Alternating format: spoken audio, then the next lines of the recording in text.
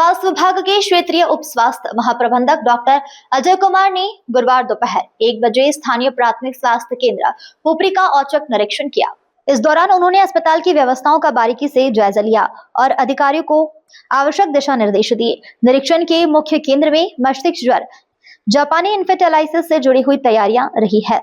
Doctor Kumar ने अस्पताल के स्टॉक एवं वार्डों में दवाओं की उपलब्धता की गहन जांच की। उन्होंने संतोष व्यक्त करते हुए बताया कि अस्पताल में मस्तिष्क ज्वर की सभी आवश्यकताएं दवाएं प्रमुख मात्रा में उपलब्ध है। उन्होंने स्वास्थ्य कर्मियों को हिदायत दी है कि गांव में चौपाल लगाकर लोगों को जागरूक किया जाए। लक्षणों के आधार पर मरीजों की समय पर पहचान कर तत्काल इलाज शुरू किया जाए। ड्यूटी में अनुशासन सुनिश्चित करने के उद्देश्य से डॉक्टर कुमार ने सख्त रुख अपनाया है। निरीक्षण के दौरान अस्पताल में तैनात एक होमगार्ड की कार्यशैली में भारी लापरवाही पाई गई। इसे गंभीरता से लेते हुए उन्हें संबंधित अधिकारियों को उक्त गार्ड में तत्काल प्रभाव से ड्यूटी से हटाने का निर्देश दिया है।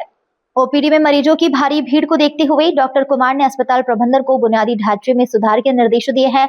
बैरिकेटिंग व शेड, रजिस्ट्रेशन काउंटर के बाहर धूप और बारिश से बचाव के लिए शेड और कतार के लिए बैरिकेटिंग, मरीजों और उनके परिजनों के लिए शुद्ध पेयजल की समुचित व्यवस्था, पूरे अस्पताल परिसर की स्वच्छता को और अधिक बेहतर बनाने पर जोर। वहीं इस मौके पर मुख्य रूप से प्रभारी चिकित्सा पदाधिकारी डॉक्टर कफील अख्तर, डॉक्टर अपूर्व अग्रवाल, डॉक्टर प्रेरणा कुमारी, डॉक्टर अहमद नजमी, स्वास्थ्य मैनेजर समीर कुमार भारती, प्रधान लिपिक अतुल कुमार, प्रवीण कुमार, मुकेश कुमार, नीरज कुमार प्रभाकर, प्रियंका कुमारी, महंत कुमार और शंभू चौरसिया सहित अन्य स्वास्थ्य कर्मी उपस्थित रहे।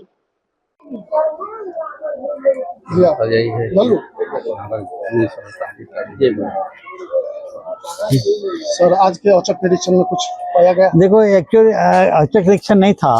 कल माननीय ACS additional chief secretary sir के वीसी था और डीएम लोगों के साथ सिविल सर्जन हमारा और सभी सुप्रिटेंडेंट और सभी मेट्रोलॉजी के एएस के चलते, क्योंकि एएस अफेक्टेड एरिया है जो मस्तिष्क ज्वर जो चाहता है ना, और ख़ासकर मुजफ्फरपुर जोन जो है, डिवीज़न जो है, इससे ज़्यादा अफेक्टेड है।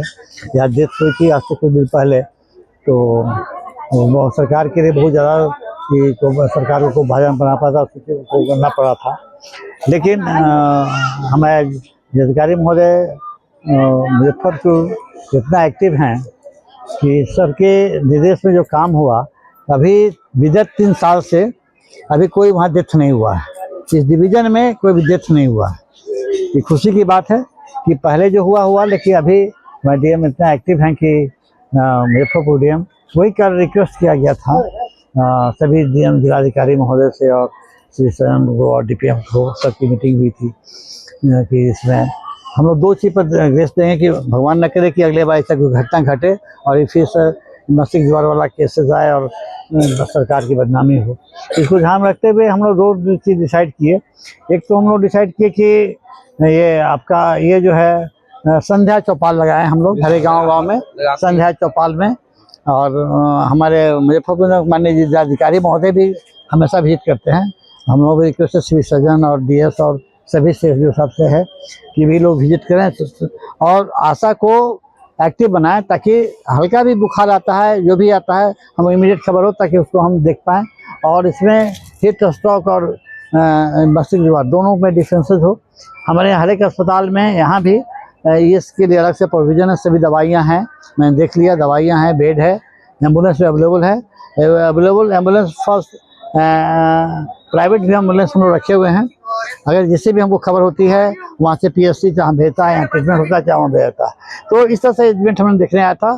कोई औचक निरीक्षण का कोई भी नहीं है, लेकिन बीच में हमको कुछ निराशाजनक लगा, जिससे यहाँ गार्ड है काम नहीं करता है, वो अपनी छिप के बैठा रहता है। तो मैंने इंस्ट्रक्ट किया है डीएस सर को और सिविल सर्जन को और डीपीएम को भी कि इस गार्ड को अगले 6 महीने तक यहाँ नहीं रखें, हटा दें उसको, जो बिना काम का है। वो होमगार्ड है, वो काम करता नहीं है, वहाँ नेतागिरी करता है कि नहीं, उसको हटा दें। दूसरा गार्ड डीएम साहब से रिक्वेस्ट कर कि नहीं, दूसरा गार्ड को भेजा जाए, डिप्लॉयड किया जाए। और ऐसे हम जिलाधिकारी महोदय सब खुद हम डीसी पांडे सर से बात करेंगे कि वहाँ गार्ड दिया जाए, क्योंकि गार्ड सेफ्टी के लिए है। और अब यही वो ही अपना सेफ्टी खो जाए तो दूसरे को क्या करेगा, तो गार्ड की दिक्कत हो गई। दूसरा था साफ़ सफाई के लिए, एवरेज तो ठीक है, लेकिन थोड़ा सा इसको देखना चाहिए, आउटसोर्सिंग को देख लीजिएगा और नहीं है। तीसरा ये था कि आपके यहाँ ओपीडी में बहुत भीड़ रहती है और उसका रजिस्ट्रेशन नहीं होता है। अब उस पर हम मैनेजर को बहुत डांटे हैं कि उसका मानदेय भी काटे हैं, और उसको बोले हैं आगे से ये लगाने के लिए ये रेलिंग, ताकि पेशेंट को दिक्कत नहीं हो, क्यू में आप आए कि नहीं, क्यू में आए और क्यू भेजते हैं। और उसके लिए सैनिटेशन का, पंखा का, बिजली पंखा का, पानी का प्रॉपर इंतजाम करें। तीसरा चीज़ था खाने में, ये जो पमसा में सब खाना खिलाता है, वो दाल मोठ, कचौड़ी सब मना किए। इसको हमने स्पेशली डाइट बताया है। जो पेशेंट हमारे आती हैं स्पेशली एनीमिया से आती हैं, तो उनको न्यूट्रिशन चाहिए, वेट करना पड़ता है, डॉक्टर को परेशानी होती है। तो उसके लिए मैंने ध्यान किया कि उसके में 6 केला, 1 सेव, 1 भुजिया, 1 पानी का बोतल दो, ताकि उसको पेट भर का हो या 4 घंटा वेट करे, क्योंकि पेशेंट देहात से आती है, सुदूर से आती है कि नहीं। और इस तरह से सुधार होगा, तो देखा जाएगा जो भी होगा। यही हमारा मेन व्यू था।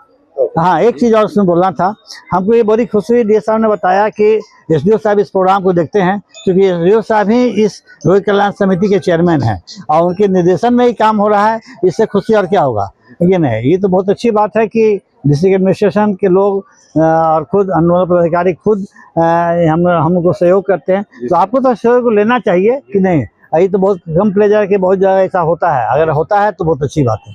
Thank you. Thank you sir.